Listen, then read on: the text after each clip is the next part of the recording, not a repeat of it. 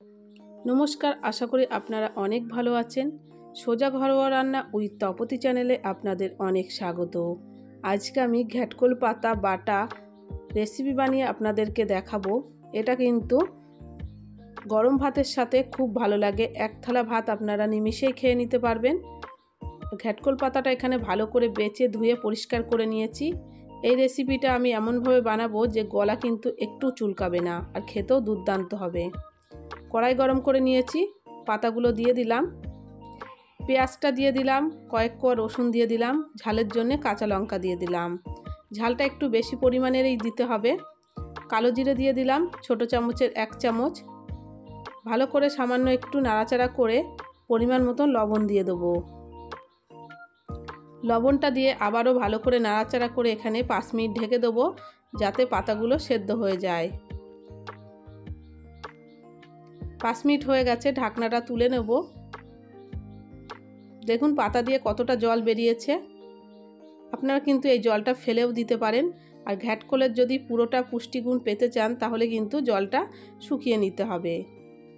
ভালো করে নাড়াচাড়া করে জলটা একটু টানিয়ে নেব। দেখুন অনেকটাই কিন্তু টেনে এসেছে। এবার একটা পাত্রে নামিয়ে নেব। নামিয়ে ঠান্ডা হয়ে গেলে মিক্সিং জারে দিয়ে এটা ভালো করে স্মুথ একটা পেস্ট তৈরি করে নেব।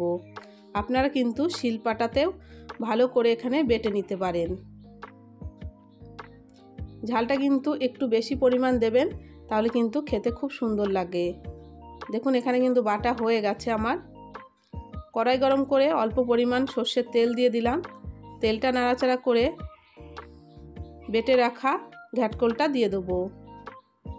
ঘ্যাটকোলটা দিয়ে ভালো করে তেলের সাথে নাড়াচাড়া করে একটু সামান্য ভেজে নেব। আর মিক্সিং জার ধোয়া জলটা দিয়ে দিলাম। এখানে কিন্তু একদম পুরোপুরিভাবে শুকিয়ে নিতে হবে।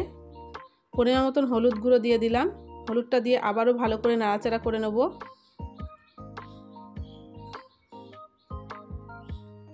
নাড়তে নাড়তে দেখবেন এখানে কিন্তু অনেকটাই শুকিয়ে আসবে।